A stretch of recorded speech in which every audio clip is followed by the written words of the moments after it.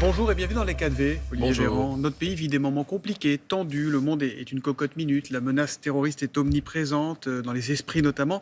Comment se fait-il qu'il n'y ait aucune union nationale comme celle qui avait un peu pansé nos plaies en 2015, par exemple? On a même l'impression que chaque événement fissure un peu plus la société. Comment vous l'expliquez? D'abord, il y a une union nationale dans l'arc républicain, c'est-à-dire les forces démocratiques, les forces de gouvernement s'entendent pour condamner les attentats terroristes du Hamas, soutenir Israël et appeler à éviter l'escalade dans la région. Et puis vous avez des forces politiques dont on dit depuis plus d'un an qu'elles ne font pas partie de l'arc Donc, républicain. une fois pour toutes, lesquelles ne sont pas dans l'arc républicain? En mon sens, l'extrême droite et l'extrême gauche. Prenez la question de l'antisémitisme. Donc le par RN et exemple. la NUPES? Ou le RN et LFI? Le RN, LFI, à tout le moins. Prenez la question de l'antisémitisme. Vous avez à l'extrême droite des gens qui vont condamner l'antisémitisme quand c'est à l'extrême gauche ou chez les islamistes. Et puis vous avez à l'extrême gauche qui vont condamner l'antisémitisme lorsqu'il provient de l'extrême droite. Et lorsqu'il s'agit de regarder chez soi, eh bien, que ce soit à l'extrême droite ou à l'extrême gauche, plus personne n'a les yeux en face des trous pour constater et condamner le fait qu'il y a de l'antisémitisme parmi les rangs. Au RN, il n'y a pas eu de dérapage récemment? Le RN aujourd'hui est en train de condamner l'antisémitisme qui vient de l'extrême gauche et qui vient des islamistes. Mais je vous le redis, le RN fait comme s'il n'y avait pas d'histoire d'antisémitisme ou même de présents antisémites dans les rangs du RN ou parmi les soutiens du RN. Prenez le GUD, par exemple, qui est ce mouvement étudiant, qui est un mouvement qui se fait connaître, notamment sur des positions très très dures vis-à-vis des Juifs. Avec lequel Marine Le Pen a pris ses distances à plusieurs reprises. Contrairement au distance, passé. ça reste un des piliers fondateurs du mouvement, et beaucoup de membres, y compris à l'Assemblée nationale, dans le groupe RN, proviennent des rangs du GUD. La présidente de Non, mais l'Assemblée c'est nationale... mieux de dire les choses d'un côté et de l'autre, parce que moi, je ne veux pas que, dans cette séquence, on ait le sentiment qu'il y aurait une extrême gauche totalement irresponsable, ce qu'elle l'est, et une extrême droite qui serait à la hauteur des événements. Non, l'extrême droite, une fois de plus, se tait dans la période, condamne la partie extrême adverse et essaye d'engranger des points par son silence. Mais en réalité, il ne faut pas oublier et démasquer ce qu'est l'extrême droite française. La présidente de l'Assemblée nationale, Yael Braun-Pivet, s'est rendue en Israël ce week-end. C'est une faute politique majeure, a dit le coordinateur de la France Insoumise, Manuel Bompard. Et regardez le tweet qu'a publié Jean-Luc Mélenchon. Voici la France. Il montrait la manifestation pro-palestinienne hier à Paris. Pendant ce temps, Madame Braun-Pivet campe à Tel Aviv pour encourager le massacre. Pas au nom du peuple français, écrit-il avec un point d'exclamation. Ce tweet-là est-il antisémite pour vous? Mais c'est l'outrance permanente de Jean-Luc Mélenchon. En fait, si vous voulez, vous l'avez dit en ouverture de cette interview, l'heure est grave. L'heure est grave au Proche-Orient. Il y a des victimes, il y a des otages français encore dans la bande de Gaza. Il y a des personnes qui sont encore disparues, des centaines, des milliers de morts. Est-ce qu'on sait combien il y a d'otages ou pas? Est-ce qu'on le sait précisément? On ne sait pas précisément combien il y a d'otages. On sait qu'il y a 7 Français disparus et à minima une otage, Mia Chem, dont on a vu des vidéos. Bon. Et vous avez, alors qu'il y a une mobilisation de la communauté internationale, quelques irresponsables politiques qui, en France, tentent, dans cette période, de faire leur beurre politique. Ça ne marche pas, et moins ça marche, plus ils vont loin. Ils sont dans l'outrance, dans la provocation, dans la volonté d'essayer de tirer vers le bas notre pays. Mais les Français sont beaucoup plus responsables qu'une grosse partie de leur classe politique dans la période. Et en même temps, parce que cette manifestation malgré tout cela, Thomas Soto, vous avez des manifestations, vous avez des tweets, mais la population, la solidarité, l'union nationale, elle tient. Donc moi, je prends ce que nous montrent les Français aujourd'hui comme une véritable leçon de comportement. 15 000 manifestants en soutien aux Palestiniens, à la cause palestinienne hier à Paris. Est-ce que vouloir interdire ces rassemblements était une faute politique?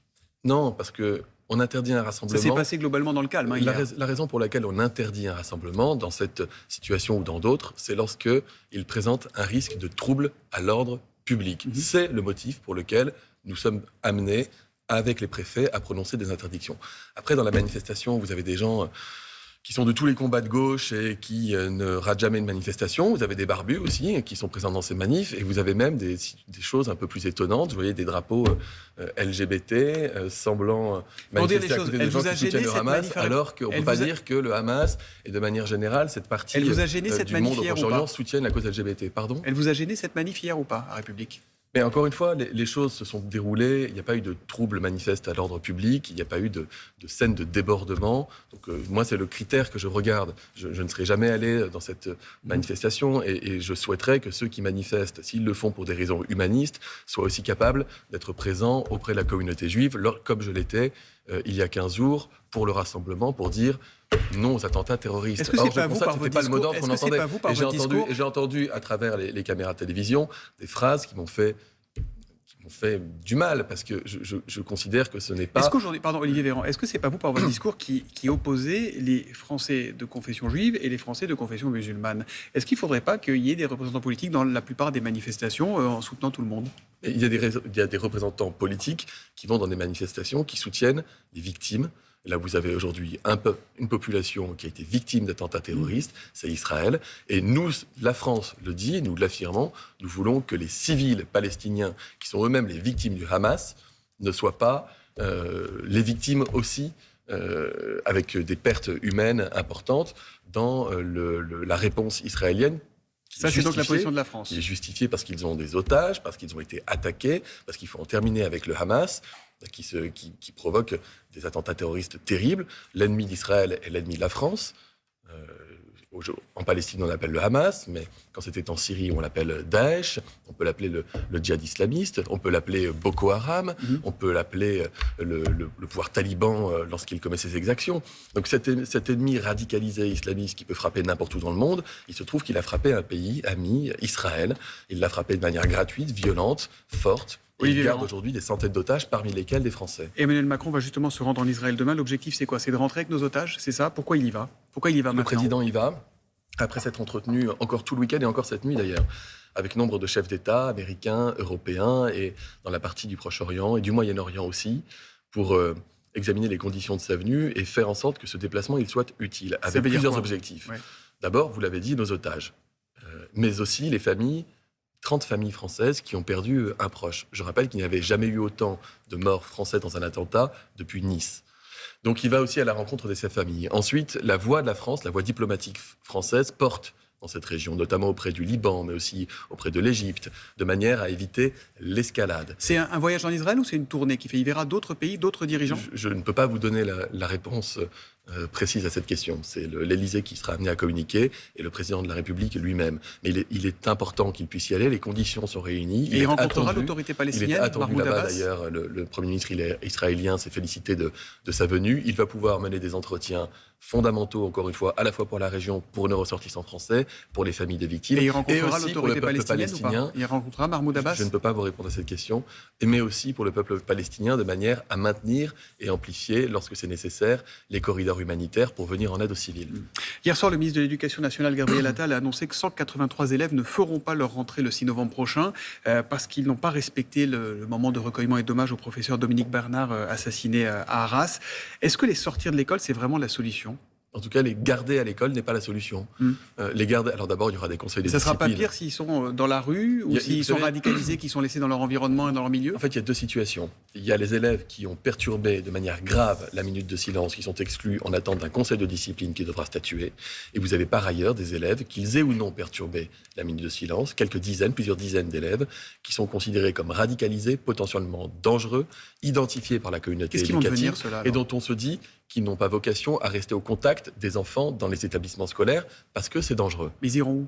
C'est ce qui est en train d'être discuté. Le ministre de l'Éducation l'a dit lui-même hier, en lien avec le ministre de l'Intérieur, pour trouver des solutions.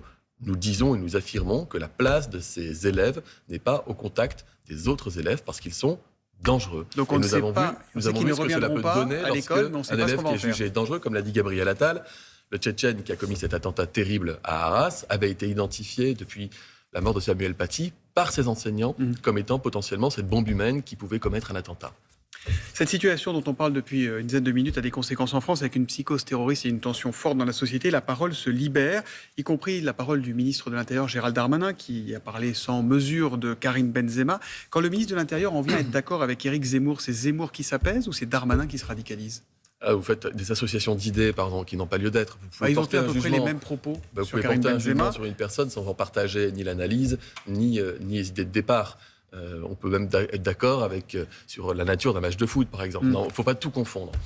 Mais vous saviez que Karim Benzema qu'il était notoire, qu'il était en lien avec les frères musulmans?